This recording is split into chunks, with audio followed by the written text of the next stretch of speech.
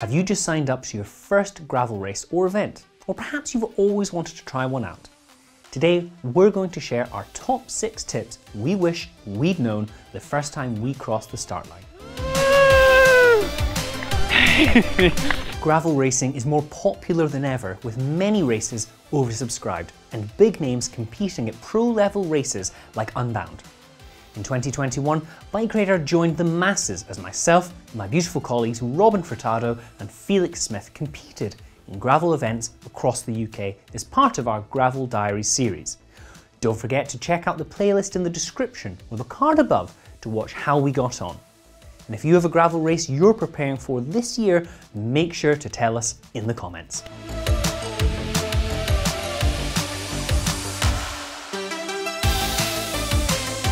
Our first tip is about fuelling correctly. Fuelling is going to look different for every rider. There are some cyclists who can get through a day's ride on gels and jelly babies, while others will need something more substantial to keep the bonking away. I am absolutely on the latter half of the spectrum and need a pretty constant supply of food to keep the pedal spinning. I only got through Dirty River because I filled my bag with cheese sandwiches and bananas. This might seem obvious, but when you're preparing the food you're going to be bringing on a race, try and bring food with you like, or food you've had on rides before. A race isn't the day to see what it's like to try a curry sandwich or something equally crazy. It's always good to try and keep hold of something sweet or caffeinated for the final push. After all, you'll want to be a total legend and sprint over the line, even if it's just for that epic finish line photograph. I spent the last hour or so of the Dirty River pushing as hard as I possibly could to try and catch Jack, after I heard that he was only a few moments in front of me at the final feed stop. Although I didn't catch him, I took on enough energy to sprint all the way to the line, and I finished on such a high because of it. Of course, sometimes you can't always plan for what happens on the day. During the Dirty River, through some disastrous mistake, I got 100 kilometres into the ride to find my food at the food drop had somehow not made it there.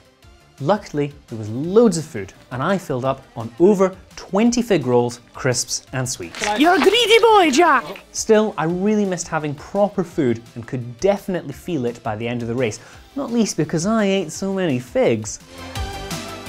For those who have been with me on the night before an event, they know I'll usually be in the kitchen making a giant bowl of pasta because I know carb loading tends to give me the sustained energy I need for longer events. Of course, this topic is very individual, so practicing your fueling strategy on a training ride is really one of the best bits of advice we can give.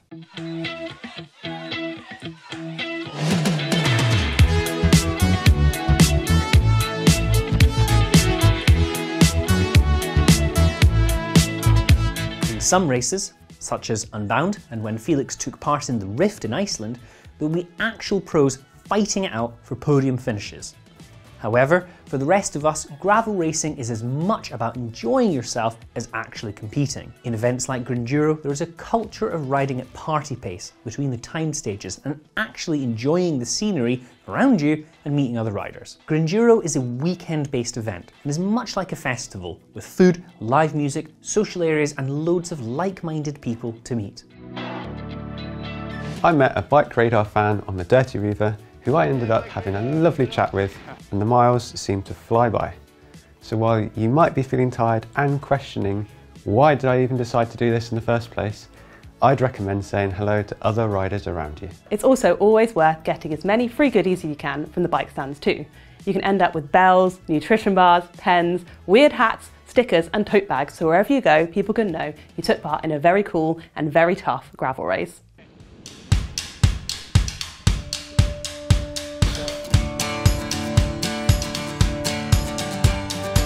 Pacing yourself properly across the race will look different depending on the type of race you're doing. For longer races, it really pays off to not go too fast at the start of the race, even though we are all absolutely guilty of this. It's always very exciting starting a race, riding in a big group over the lines with cannons going everywhere. With the adrenaline pumping, it's hard not to use all your energy racing at the start. I was very guilty of this at the Dirty River, and in the first 50k I tried to keep up with the hitters and totally regretted it. Before a race, I like to sit down and break down the route in sections, keeping a note on the kilometre number for each feed stop. This is so I know when to stop for something substantial to eat fill up my water bottles and have a stretch. I also try and have a look at the elevation profiles before I start as well.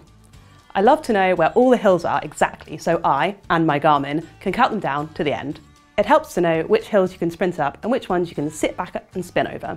I made the mistake of not double checking at Grinduro. The fourth stage was a timed hill climb, but we didn't know how long it was going to be. Rumours were spreading between all the other riders that it was going to be several kilometres long. So, instead of going for it, I decided to take it a bit easy, only to find it was a lot shorter than we predicted. Who knows, if I had known, maybe I would have taken the win.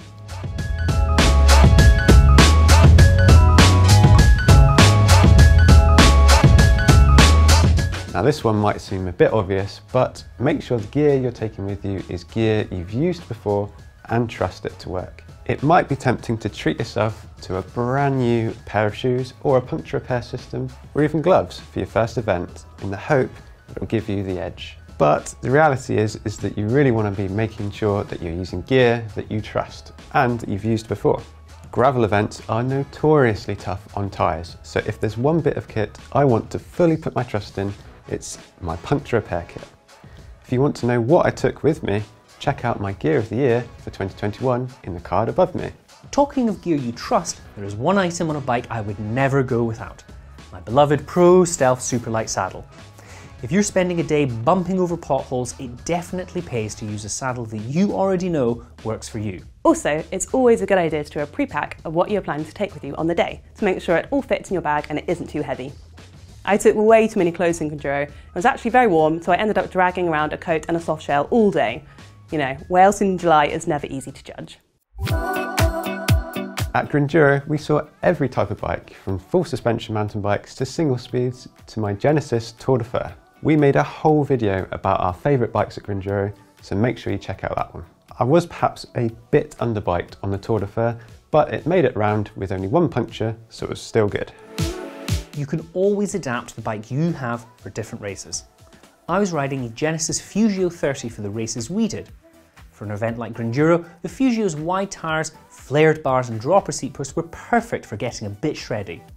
But for a longer, more endurance style event, I swapped over to narrower bars.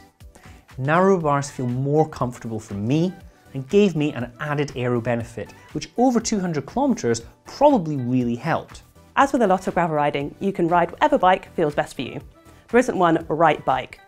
One thing I think we'd all suggest to do though is choosing to go tubeless. You'll be hitting some rough terrain in the race, and going tubeless dramatically reduces your chance of stopping to fix a puncture.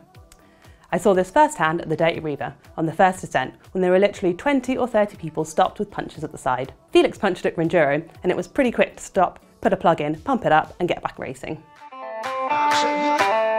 Yes, making videos for your TikTok or YouTube channel will likely destroy all your plans of putting in a competitive time. Okay, so our final tip might not be super relevant to you, but on the same note, putting too much pressure on yourself to take photos and video whilst also having grand plans for a top 10 isn't such a great idea.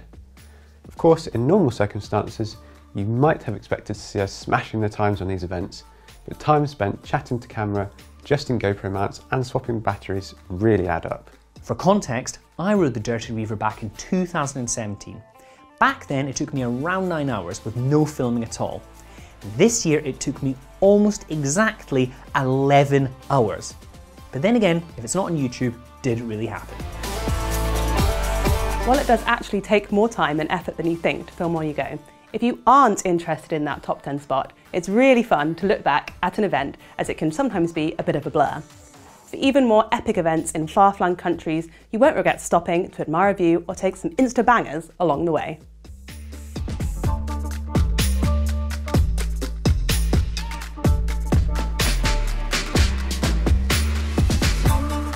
What do you think of our list? Don't forget to let us know your gravel riding plans for 2022 and stay tuned for more Gravel Diaries soon. As ever, don't forget to leave us a comment below, don't forget to like and subscribe, and of course, smack that bell icon so you get a notification every time we upload a new video.